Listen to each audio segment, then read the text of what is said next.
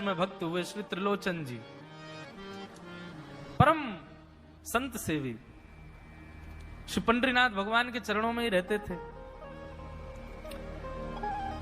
पति पत्नी दोनों निवास करते थे, उनके कोई संतान नहीं थी, तो इसलिए उन्होंने जीवन भर क्या नियम अपनाया कि जो भी धन आदि उनके पास था, जो भी वैभव था, उन्होंने वो पंढरपुर आने वाले वैष्णवों की सेवा में खर्च करने का उसका मन बनाया कि यहां इतने दर्शनार्थी आते हैं, सबका भोजन प्रसादी सामग्री हमारे घर में बना करेगी। तो श्री त्रिलोचन जी पंढरपुर आने वाले दर्शनार्थियों को घर बुलाकर के प्रेम से भोजन पवाते थे,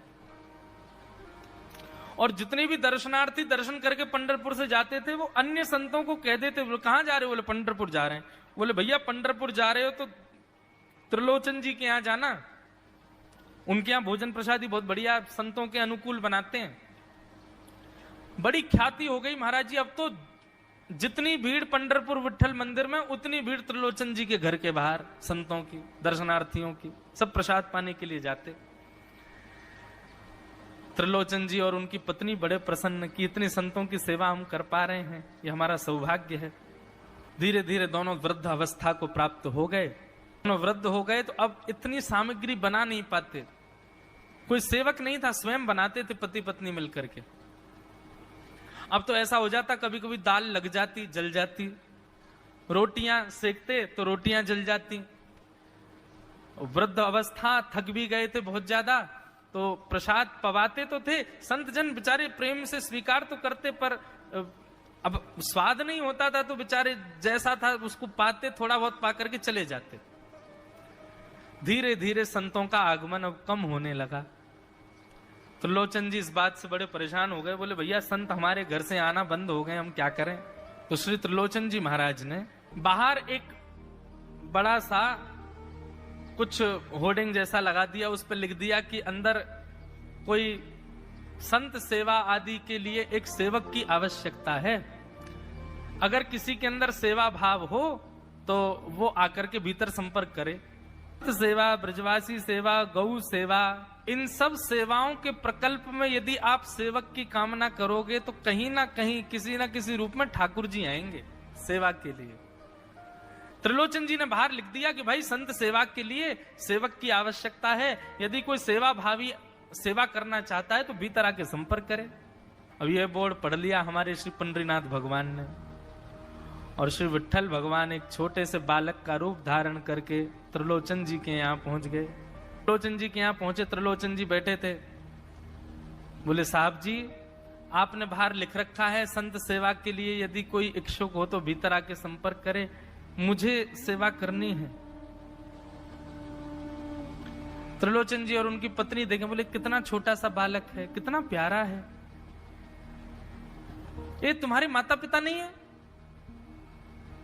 बोले होंगे तो पता नहीं, मुझे तो पता नहीं, मैंने कभी देखा नहीं अपने माता पिता को, मैं अकेला ही हूं, ना मेरे कोई भाई है, ना कोई मेरे मित्र है, ना मेरे कोई बंधु है, ना मेरे माता पिता, मैं अकेला ही हूं। त्रिलोचन जी की पत्नी को तो इतनी दया सी आ गई, अरे राम राम, बेचारा अकेला बालक है। अच्छा चलो ठीक है, तुम यहां सेवा कर लेना, लेकिन कुछ नियम है उनको सुन लो। सबसे पहले तो अपना नाम बताओ, तुम्हारा नाम क्या है? विठल भगवान ही थे, वो तो छोटे से बालक के रूप में गए थे। बोले मेरा नाम है अंतर्यामी। त्रिलोचन जी बोले नाम सुनकर के तो ऐसा लगता है जैसे सच में अंतर्यामी है क्या? अच्छा बेटा अंतर्यामी, सेवा करोगे? बोले ये सेवा करना तो मेरा जन्म जन्मांतर का काम है, मैं यही तो करता हूं, संतों की सेवा करना, वैष्णवों की सेवा करना, भक्तों की रक्षा करना, ये मेरा जन्म सिद्ध अधिकार है, मैं इसी के लिए ही आता हूं।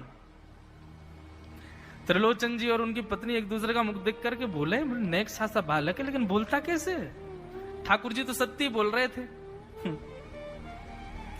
बोले अच्छा, सुबह एक सब्जी बनानी पड़ेगी, दाल बनानी पड़ेगी, और हमारे यहाँ लगभग 100-150 संत आते हैं, उनके हिसाब की रोटी बनानी पड़ेगी, और सब बेटा तुमको करना पड़ेगा, हम थोड़ा बहुत सहायता कर देंगे, हमसे ज्यादा बनता नहीं है, तुमको ही सब सिद्ध करना पड़ेगा।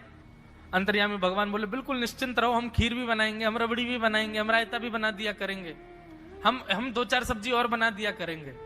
त्रिलोचन जी बोले नेक्स्ट सा बालक, सब जानते हो तुम? बोले हाँ, हमको सब आता है, दुनिया का कोई काम नहीं जो हमको नहीं आता हो। और सुनिए, झाड़ू पोंछा बर्तन भी कर देंगे हम।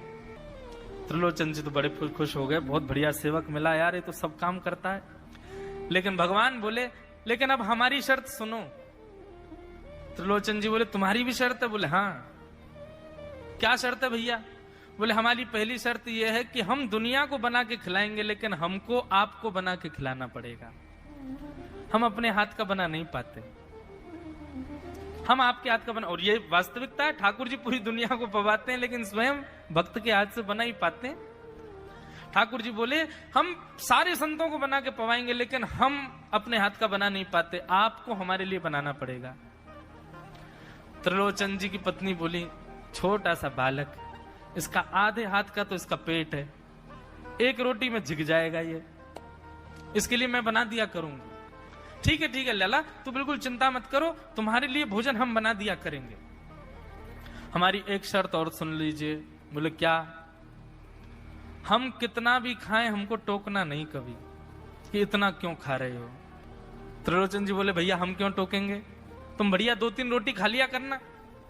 बोले 2-3 रोटी तो हमारी दाढ़ में छुप जाती है कहीं पर, हम तो प्रेम से पाते हैं। बस आप लोग ये नियम याद रखना, आप कभी ये मत कहना कि इतना क्यों खा रहे हो। और सुनिए एक बात, अगर हमारे सामने कही तो अपराध बनेगा ही, आपका नियम टूटेगा ही। किसी और से जाकर के यदि आपने कह दिया कि बहुत खाता है, क्या बताएं, तो हम उसी दिन अंतर ध्यान हो जाएंगे, उसी दिन आपका घर छोड़ के चले जाएंगे, फिर दूरते रहना सेवक। त्रिलोचन जी बोले हम क्यों कहेंगे भैया, हम तो कभी नहीं कहेंगे, हम दोनों तुमको वचन देते हैं, तुम प्रेम से रहो, सबका सेवा करो, हम कभी नहीं कहेंगे कि इतना खाता है। भगवान बोले तो ठीक है, फिर कल से सेवा शुरू। अगले दिन महाराज त्रिलोचन जी और पत्नी उठे सवेरे ब्रह्म मुहूर्त में, देखा तो महाराज भीतर ही ठाकुर जी बढ़िया अपनी कमर कस करके, सिर पर ढांटा बांध करके, मुंह पर कपड़ा लगा करके और कढ़ाई में लिए चला रहे हैं, बना रहे हैं दाल। एक हाथ से दाल बना रहे हैं, फिर दौड़ के जाते हैं दूसरी कढ़ाई पे, वहां पर खीर बना रहे हैं, फिर कहीं जाते हैं वहां पूड़ी उछाल उछाल करके धर रहे हैं। त्रिलोचन जी और उनकी पत्नी देख रहे खड़े खड़े, अकेले ठाकुर जी सब बना रहे हैं, नेक्स्ट सा बालक। 8 बजे से संतों की जमात आनी प्रारंभ हो गई, सुबह के समय हो गया। महाराज अकेले ही पत्तल लेकर के दौड़ते हैं, सारे संतों को पत्तल बांटे आते हैं, फिर अकेले ही सामग्री लेकर के जाते हैं और लेकर के सबको बांटते हैं। त्रिलोचन जी कोई सामग्री लेके जाए तो ठाकुर जी बीच में ही आ जाते हैं, बाबूजी आप जाके बैठो, मैं बांट रहा हूं ना, आप उठ के मत आओ, आप उठ के आओगे सब फैल जाएगा, मैं कर रहा हूं ना सब। अकेले ठाकुर जी, अकेले अंतर्यामी भगवान सब कर रहे थे। और त्रिलोचन जी और उनकी पत्नी बड़े प्रसन्न, जय हो विठोबा, तेने तो भैया ऐसा लगे साक्षात तुम ही आ गए हो, कितनी कृपा हो रही है, देखो कैसा सेवक मिला है हमें। भली संतान नहीं दी ठाकुर जी ने, लेकिन ऐसा सेवक दिया है जिससे परिपूर्ण आनंद हो गया है। संतों की भोजन प्रसादी हुई, महाराज खूब प्रेम से सब संतों को पवाया, संत भी सब वाहवाही करके गए, बोले वाह त्रिलोचन जी आपके यहाँ खूब बार पाया, लेकिन आज जैसा प्रसादी हमने कभी नहीं पाई। त्रिलोचन जी बड़े प्रसन्न। सब संत चले गए, भगवान तुरंत पहुंचा लिया है, पूरे फर्श को मार्जन कर दिया, सब बिल्कुल सारी दरी वरी समेट करके रख दी, सब पत्तल आदि सबको व्यवस्थित कराए, सारे बर्तन मांज करके धर दिए, सब बिल्कुल व्यवस्थित करके, और आकर के ठाकुर जी सामने बैठ गए। मैया अब सेवा हमारी तो पूर्ण हो गई, अब हमारी पेट पूजा करो, अब आप लगो रसोई में, हमारे लिए बनाओ। वो तो इतने भाव में आ गए, अरे मेरे लाला मैं अभी बना के लाती हूँ। सुंदर सुंदर सब्जी बनाई, सुंदर रोटी बनाई, सुंदर खीर बनाई, थोड़ी थोड़ी एक एक दोना, 2-2 दोना मान लो सब्जी बनाई, 2-2 दोना खीर बना दी, 10-5 पूड़ी बना दी, ठाकुर जी की बढ़िया थाली लगाई, थाली लगा करके सामने धर दी। अंतर्यामी भगवान बैठ गए, प्रेम से पाने लगे, पाते जाए महाराज, वो तो खाते जाए, खीर उठा करके पी जाए, सब्जी उठा के पी जाए, और लाओ मैया भूख लगी है जल्दी लाओ। 10 की 10 पूड़ी एक बार में चट और लेकर के आई, बेचारी देती गई, 10 की पूड़ी और धरवा ली, फिर उनको भी पा गए। अब मैया ने इतनी सामग्री बनाई थी, बोले मैया भूख लगी है जल्दी जाओ, आटा मारो, फिर से सेको, बढ़िया लेके आओ सामग्री, आपसे हमने कही थी कि आपको हमको पवाना पड़ेगा। नहीं बेटा तू बिल्कुल बैठो रहे। अरे भैया मुझे तो लगी नेक्स्ट सो पेटया को, ये तो कुआ है पूरा, कितना डाल दो भरे कोई ना। महाराज आटा मारते मारते शाम हो गई। शाम तक ठाकुर जी पाते ही रहे और खूब पेट भर के पाया महाराज। एक आसन पर अखंड 4 घंटा बैठ करके भोजन किया और भोजन करने के बाद ठाकुर जी बोले ठीक है सेठ जी, अब आओ लाओ तेल ले आओ, आपकी नक मालिश कर दूं, आपकी नक सेवा कर दूं, आप थक गए होंगे। त्रिलोचन में नहीं नहीं इसकी नहीं क्यों नहीं है, तेल लेकर के उनकी मालिश भी कर दें। चले त्रिलोचन जी की पत्नी बेचारी पहले दिन तो कुछ नहीं बोली, दूसरे दिन भी कुछ नहीं बोली, तीसरे दिन उसके मन में आया, बोले ये क्या कर लिया हमने। सुबह जितना भोजन बनना चाहिए उतना तो ये अकेला ही पाता है। सुबह संतों का ये बना देता, पर शाम को इसके लिए जितना बनता वो संतों के बराबर ही बैठता है पूरा। त्रिलोचन जी कहते नहीं नहीं तुमको याद नहीं उसने कहा था कभी कहना नहीं है ऐसा। बोले हाँ नहीं मैं ध्यान रखूंगी, नहीं कहना है। लेकिन अंतर्यामी भगवान तो खूब प्रेम से घर के सारे काम कर रहे हैं उनके। महीना 1.5 महीना बीत गया, खूब आनंद से सेवा चल रही थी। एक दिन त्रिलोचन जी की पत्नी पड़ोस में किसी के पास बैठी थी, तो पड़ोसी तो होते ही हैं सब घर के बात बोलने वाले, उन्होंने कह दी बोले कि आपके घर में तो आजकल बड़ी खुशहाली आ गई है। त्रिलोचन जी को देखा, चेहरे पे कैसा तेज आ गया, लाल लाल टमाटर जैसे गाल हो गए उनके। बोले अरे वो आया है ना अंतर्यामी सेवक हमारा, बहुत सेवा करता है, प्रसादी वगैरह सब वही बनाता है, फिर मालिश करता है उनकी, बढ़िया बढ़िया उनके लिए जूस निकालता है, बढ़िया उनको सब भोजन पानी पवाता है, इसलिए इस वजह से त्रिलोचन जी बढ़िया है। वो त्रिलोचन जी तो बढ़िया हो गए, तुम सूख गई हो, तुम इतनी पतली दुबली क्यों हो गई, मेरा दुख कौन जाने। वो सबकी सेवा करता है पर अपनी सेवा मुझसे करवाता है। अरे छोटा सा तो है, ऐसे मटक मटक के जाता है, हम तो उसको देखने के लिए खड़े रहते बाहर, कैसे बढ़िया लगता है। कई लोग तो देखने ही आते हैं उसको कि कैसे सब्जी परोस रहा है, कैसे पूड़ी परोस रहा है, कितना सुंदर लगता है। छोटा सा तो है, उसकी क्या सेवा करनी पड़ती है। अरे बहन तुम क्या जानो, 2, 4, 5, 10 किलो आटे की कब कब में रोटियां पूड़ियां खा जाता है चपेट करके, कोई पता नहीं चलती, पेट है कुआ है समुद्र है क्या है पता नहीं चलता है। इतना खाता है इतना खाता है इतना खाता है। 4 घंटे की समाधि पर बैठता है एक साथ, थाली नहीं थाल लगाना पड़ता है उसके लिए, इतना खाता है। जैसे ही कहा इतना खाता है, ठाकुर जी अंतर ध्यान हो गए। शाम का समय, त्रिलोचन जी रोज शाम होते ही बैठते थे, थोड़ी देर कुछ चर्चा आदि करते थे भक्तों की। त्रिलोचन जी ने बुलाया, अंतर्यामी ओ बेटा अंतर्यामी कहाँ हो, जल्दी आओ, चलो शाम हो गई है, थोड़ी देर बैठे कुछ सत्संग करें कीर्तन करें। अंतर्यामी नहीं आए, पूरे घर में खोज लिया ठाकुर जी नहीं मिले, रसोई घर में खोज लिया ठाकुर जी नहीं मिले, पड़ोसियों से पूछ लिया नहीं मिले, सब्जी मंडी देख आए ठाकुर जी नहीं मिले, पूरा पंढरपुर देख लिया लेकिन ठाकुर जी नहीं मिले। त्रिलोचन जी बड़े उदास हो गए, पत्नी से कहने लगे पता नहीं कहां चला गया, कहां गया होगा पता नहीं। देवी तुमने उससे ये तो नहीं कह दिया था कि इतना क्यों खाते। बोले नहीं नहीं मैं तो कान पकड़ती हूं, मैं कभी नहीं कहती उससे। बोले किसी और से तो नहीं कहा था ना तुमने, क्योंकि उसने वचन दिया था ऐसा कहोगे तो मैं चला जाऊंगा। बोले हाँ आज एक गलती हो गई, पड़ोसी के पास बैठी थी, उससे बात करते करते मेरे मुख से गलती से निकल गया कि अरे उसके लिए तो बहुत बनाना पड़ता है, 10 किलो आटा खा जाता है, इतना खाता है, तो निकल गया था। समझ गए। बोले ओहो इसीलिए चला गया, उसको पता चल गया कि तुमने कह दिया है तभी चला गया है। त्रिलोचन जी और उनकी पत्नी दोनों श्री पंडरीनाथ भगवान मंदिर के डेली पर जाकर के बैठ गए।